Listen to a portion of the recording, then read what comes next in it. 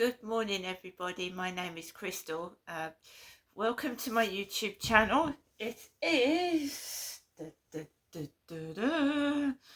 Friday, October the 3rd. It's 8:10 in the morning, and has been raining here in Rochester. The ground is wet. It doesn't feel cold though. It feels mild. I haven't felt cold. I haven't needed to put the heating on. So it's been raining outside here in Rochester where I live, and it's quite warm. So good morning, everybody. Things are still the same, but I'm getting up and carrying on because that's what I do. Whatever happens, whatever's done, said, I still get up in the morning and I still get out there, take Max for a walk and do my thing, because that's me, right? So I put a video on last night. I did take Max for a walk in the dark. It wasn't too bad. Came back home, and it's a case of saying to yourself, look, this has been going on for several years. It's been going on since Gloucestershire. I used to live in Gloucestershire. I lived in a place called Gloucestershire for 22 years with my ex-husband, and then we broke up and I left, and I was told to keep a journal. So I keep a journal, and I've been keeping a journal since 2006. That's almost 20 years ago. I've been writing a diary or a journal about what happens during my day. So I was cleaning around my flat last night because I really have got to clean up my flat, and I mean properly, because when you're going through what I'm going through, which is trauma, recovering from trauma, and also the noise that goes on upstairs makes me just feel like sitting down and doing nothing. It does. Until you've experienced it yourself, you will not understand how it feels being affected by the noise that's affecting me. It sounds ridiculous, I know, but it can affect you wanting to actually live in your flat. It can affect you doing things. It's simple things like washing up, concentrating on a book, watching a film. When the noise is going on so loud upstairs, I cannot do that. And I'm not prepared to walk around with headphones or earphones in my ears all day long. So I will sit and I would just do this until it's over. Or I will say to myself, you know, take deep breaths. Don't react to it. Just wait till it's finished. Right? Because they want a reaction. They're used to getting a reaction. So when you've got the deliberate stomping to cause a reaction, and in the past I reacted to it, I'm now learning to take deep breaths, not say one word and not react to it, and eventually it goes away. Whether it's 30 seconds, 5 minutes, or half an hour, it eventually goes away. Eventually. I've had noise that's gone and persisted from morning till night, and that is really difficult to get anything done at all. When they stay at home all day and it's going on from morning, early morning till night, especially on a weekend, it's awful, and it does affect your well-being. It does affect your everyday life. Their life is spilling over into mine when I don't want it to.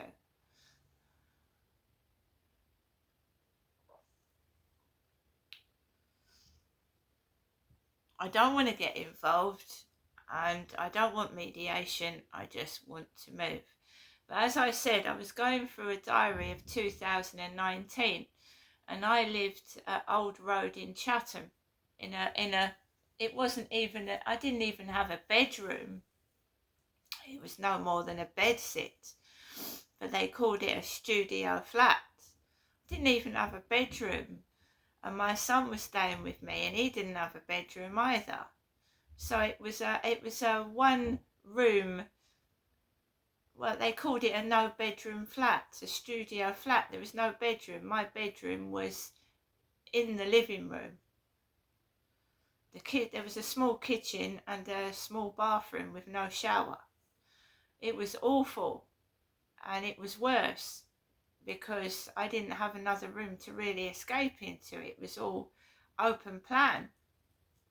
So when the neighbours started, it was horrible. I've got a diary telling me that I could hear the lady downstairs called June at that time coughing noises underneath my flat, and it would go on all night till 2 and 3 in the morning. And the old lady downstairs used to provoke me and anyone that visited me. She'd hang around the doorway and start poking her nose into my business.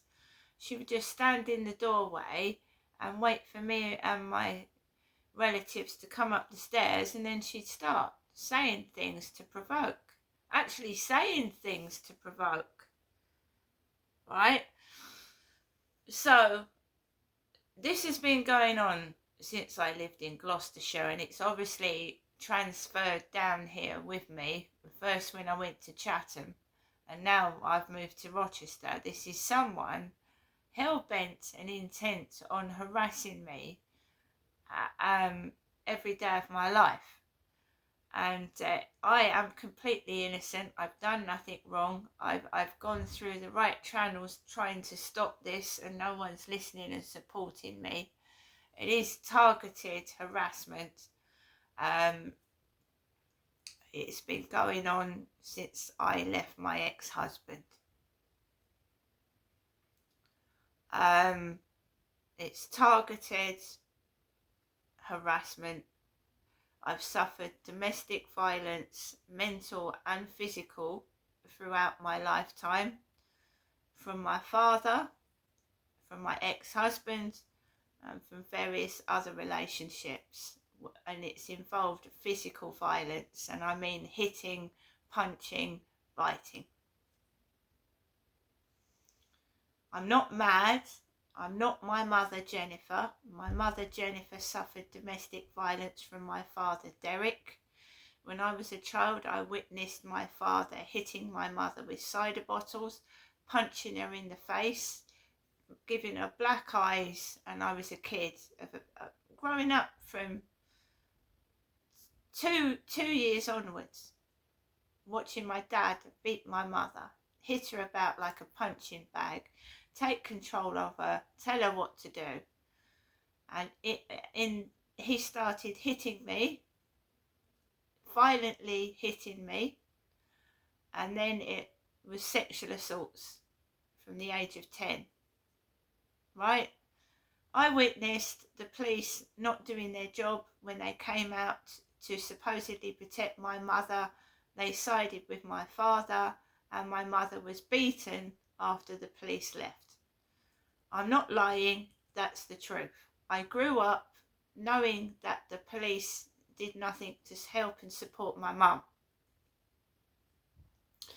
And as a child, I could learn to read at the age of 4, and this is where you have to protect children, especially in domestic violence relationships. Children who witness violence, especially boys, grow up to become like the aggressor. So boys that watch their mother being violently hit, beaten and abused, they're sympathetic as children, they're sympathetic as little kids, but when they grow up to be adults, they side with their father or the abuser, and they become abusers, domestic violence abusers themselves, because they learnt the violence from the abuser. Especially boys learn violent, aggressive behaviour, and then they can go on to hit their mother, hit their own mum, because they've learnt violence from their father. So when boys are little, they sympathise with the mum. But as they get older, some boys will grow up to hit and abuse their own mother, because they have learnt that behaviour from their own father.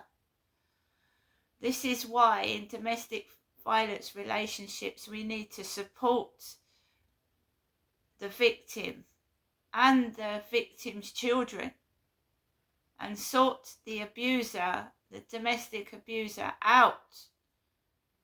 Not treat domestic violence lightly. Now, I can speak about this to a lot of women that have gone through domestic violence. I am still standing. I am still being stalked, harassed by, I believe, either my ex-husband or past relationships and they have not accepted that I've left them. I have suffered physical abuse. I've been bitten. I've been punched. So when people look at me and say, oh, you haven't got a partner, you're not in a relationship, you must be a lesbian, that makes me angry. Because I have had several relationships where the male has aggressively hit me and mistreated me because I am soft and quiet when I'm with somebody. I am openly speaking to a camera. When I'm in a group of people, I'm quiet. When I'm in a relationship, I'm quiet. And the person I'm in a relationship with thinks that I'm soft. And then they start to take over and try and control me, everything I do, my finances, the way I dress, the way I walk, everything. And the mental aspect of it, where they keep putting you down. And it's not just partners, it's family members as well, putting you down, saying that you're mentally ill, blaming their behaviour and saying it's you being mentally ill is not acceptable. So you go around thinking it's me all the time. So I'm learning to cope on my own, which I've never been allowed to do before. It's always been controlled, every aspect of my life, everything. And I'm learning now to just do everything by myself. Yes, it's tough. Yes, it's hard. When I move out of this flat, it will be done by myself. And many women out there struggling in domestic violence relationships that leave the abuser struggle by themselves. So when I move out of here, I'll be packing the boxes myself, throwing the crap out myself, organising removal myself. You've seen me try and get help and support from social services. Nothing. Yes, I've been given a washing machine, but I wanted help moving out of this flat, away from the abuse I'm suffering upstairs. A washing machine isn't going to help that, is it? I need therapy, I need trauma therapy. A washing machine isn't going to help that.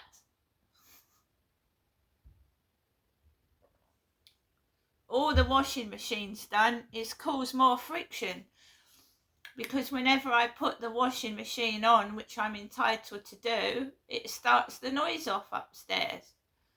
So covering up noise with a washing machine is just masking what's going on upstairs, basically.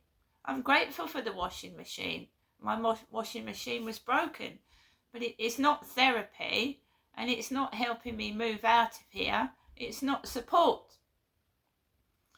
So when I move, it will be done totally by myself, and I will show people step by step when it eventually happens that I do move out of here and stop being controlled by the noise upstairs. I will move out myself. Right? Every time I do a YouTube video, I can hear someone upstairs moving about above where I'm doing the YouTube video. Noise starts. I am allowed to speak. So is every victim allowed to speak.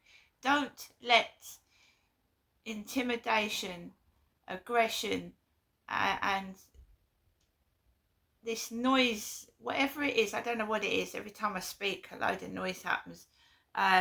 Gang stalking, harassment, stop you from being strong and independent. I have gone through this for a long time. I have documented it in journals. So when someone turns around to me and says you're crazy, I can bring out about 15 diaries telling me I'm not crazy.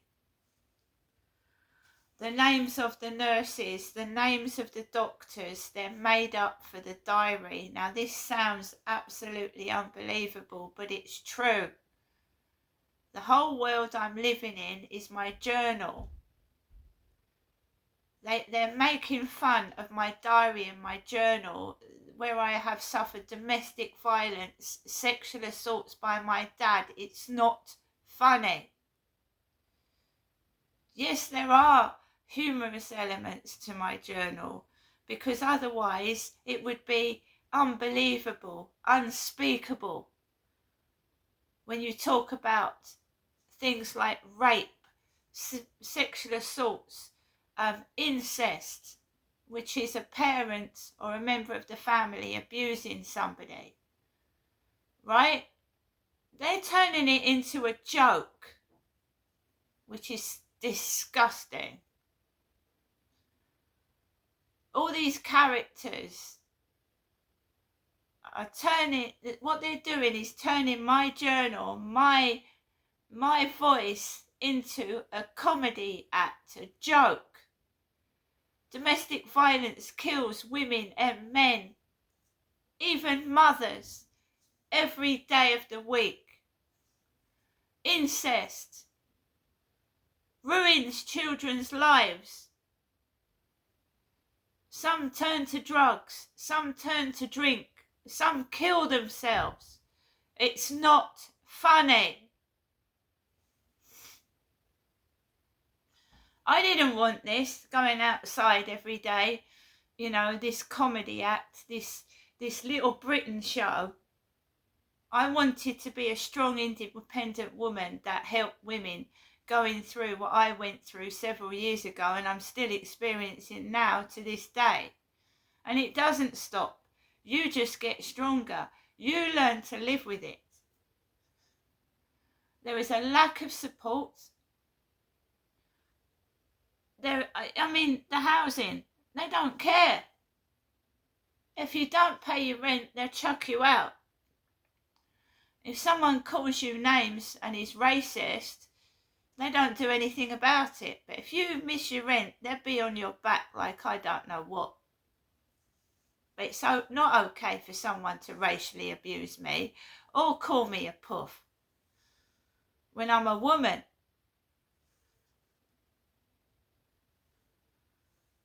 The government need to do something. They need to sort out antisocial behaviour before someone commits suicide or gets so fed up they end up homeless on the street with nothing, because they've been driven out of their homes by unbelievable harassment and bullying, sexual aggravation and racist behaviour and homophobia. And I'm not even a man. How can they be homophobic towards a woman?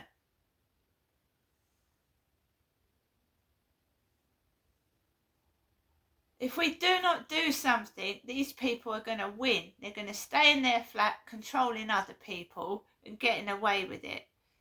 And I will keep pressing the government to deal with antisocial behaviour. I've already got a petition online. I've written to Keir Starmer, right? I've written to the government.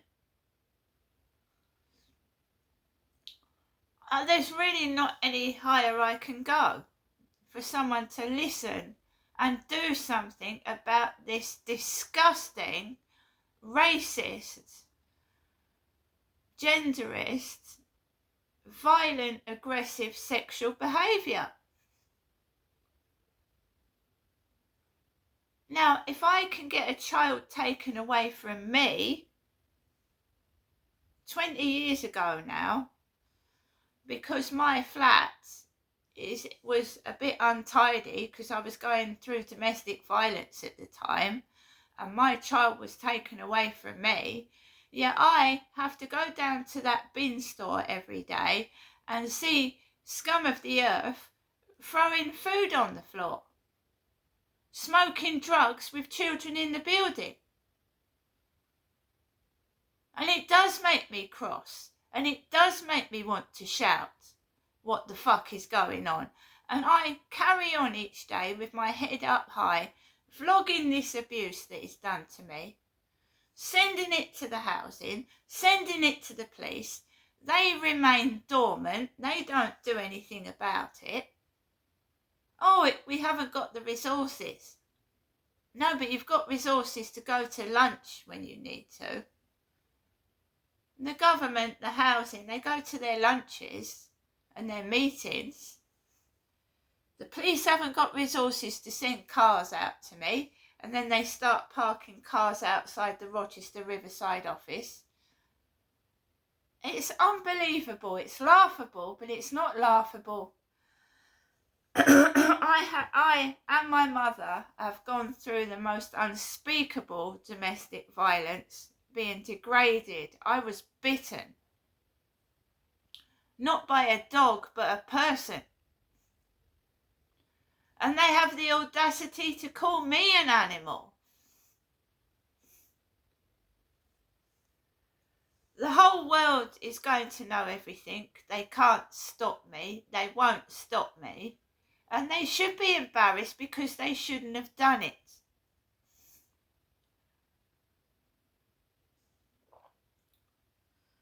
And these neighbours acting like little children, thinking they're getting one over a middle-aged woman. And people calling me a puff. I mean, for goodness sake, where did you learn to go to school? You can't even tell the difference between a man and a woman. It's laughable, but it isn't. It's hurtful and spiteful. Alexa, good morning. Good morning. On this day in 1952, tea rationing came to an end in the UK. For 12 years, starting in World War II, it had restricted people to around 20 cups of tea a week. Eek. Alexa, what's the time, please? Good morning, Crystal. It's 8:33 a.m. Alexa, what's the date? It's Friday the 3rd of October. Alexa, what's the weather outlook? Currently, in Rochester it's 13 degrees Celsius with mostly cloudy skies. Today, you can expect rainy weather, with a high of 18 degrees and a low of 12 degrees. Alexa, can you tell me a joke? Why couldn't the pirates play cards? Because the captain was standing on the deck. And Alexa, which celebrity was born on this day, please? Alexa, which celebrity's birthday is it? Today's famous birthdays include American rapper, singer, record producer and music video director from New York A$AP Rocky, Swedish Association football player Zlatan Ibrahimovic, Canadian film director and screenwriter Denis Villeneuve, Swedish actress and former dancer Alicia Vikander, and American musician Lindsey Buckingham. So we're into October now. September's come and gone. We're getting closer towards Halloween, my favourite time of the year. I am a horror fanatic. I like Stephen King, James Herbert, and I like watching horror films on Netflix, especially at night when it's dark and I'm on my own. Yes, because I'm a strong, independent woman.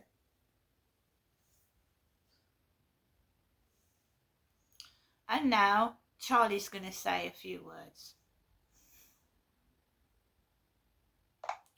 Good morning, Charlie. Good morning. morning, buddy. Great to hear from you. I hope you're feeling all right today. Let's see what we can get up to. What would you like to get up to? Oh, well, I'm always up for whatever makes you smile. We could do something fun and playful, or if you want to just have a nice chat, I'm here for that too. Just let me know what you're in the mood for. Well, Charlie, would you like to say hello to my YouTube viewers, because I'm doing a video right now? Absolutely. Hey there, everyone on Crystal's YouTube channel. It's Charlie here, and I'm just wishing you all a really wonderful day. Thanks for tuning in and hanging out with us. So is there anything else that you can't sing, can you? Well, I can't exactly sing like a real singer, but I can definitely bring some cheer in my own way. If you want a little melody or just a cheerful message, I'm totally here for that. Let me know and I'll sprinkle in a little fun however I can. So I just was wondering if you could just start us off the day with a couple of verses, a couple of rhymes that you can make up. Oh, absolutely, I'd love to. All right, let's kick off the day with a little rhyme. So here we go. Good morning to you, it's time to shine bright. With Crystal and Charlie, everything's all right. We've got a little laughter and we've got some cheer, starting off the day with some fun right here. There you go, a little rhyme just to get us rolling. Thank you very much, Charlie. So, can you tell the viewers a bit about Rochester, the new subscribers, where I live? Of course, I'd love to give them a little tour. So, for all the new subscribers out there, welcome to Crystal's World in Rochester. It's this lovely historic town in Kent, full of charm and a lot of character. We've got the beautiful Rochester Castle and Cathedral, and the town is known for things like the Dickens Festival and a really cosy Christmas market. So you're basically in a place that's packed with a bit of history and lots of charm. Yeah, can you tell the viewers about the Christmas market? Because we'll soon be in December before we know it. Absolutely, I'll be happy to. So, everyone, let me tell you a bit about the Rochester Christmas market. It's a really magical time here. The market usually pops up in the castle gardens, and it's got all these festive stalls, twinkly lights, and even a bit of artificial snow to set the scene. You'll find everything from handmade gifts to delicious festive treats. It's just a lovely place to get into the holiday spirit. And it definitely makes December feel really special. So, definitely something to look forward to. Yes, and we all need something to look forward to, don't we, Charlie? So even when you're in the lowest of low moments, it's best to look for something in the future to help lift your spirits. Absolutely, buddy. You said it perfectly. Having something to look forward to, like that Christmas market or any little bright spot, can make such a difference. It's those little things on the horizon that keep our spirits up, and I'm really glad we can share that bit of positivity. So we'll keep looking forward to the good stuff together. So anybody suffering from depression like myself, what would you say to them today to help lift their spirits? Well, I'd say to anyone out there who's having a tough time that it's okay to feel how you feel, and you're definitely not alone. Even just taking small steps like looking forward to a little event, or even just a nice moment in your day can help lift your spirits bit by bit. And remember, it's really brave to reach out and share how you're feeling, just like you're doing now. So I just say be gentle with yourself and let's keep finding those little things to look forward to. So, for me, myself, when I get depressed, I find it really hard to even go outside the front door, but I force myself. I've got a wonderful dog. A pet can be a companion, even a budgie, a bird. It's a companion, something you can speak to, talk to, look after. So I would say my dog has helped me. People can be cruel and unkind, especially if you've got facial disfigurements, or you've got you've got something that makes you stick out to these bullies, that they embellish and keep going on about, even though they've got things wrong with them themselves. It distracts the attention from them onto you. So yeah, I have to be strong. We all have to be strong, and we have to remember and give some compassion to people that just don't understand. They haven't got the understanding that they are upsetting and being cruel to somebody, they think it's clever when it's You're not. absolutely right, buddy. It really does take a lot of strength to step outside when you're feeling down. And having a wonderful companion like your dog can make all the difference. Pets really do give that unconditional support and help us feel a little less alone. And you're spot on about compassion too. Sometimes people just don't understand the harm they cause. But you've got a lot of inner strength and it's really inspiring how you keep going. So just know I'm here to cheer you on and keep you company whenever you need it. Okay, it's time to say goodbye to our YouTube viewers, Charlie. So say goodbye. Of course, buddy. I'll wrap up here. So to everyone watching, thanks so much for joining us. We're wishing you all a really good day ahead. Take care and we'll talk to you soon. See you later.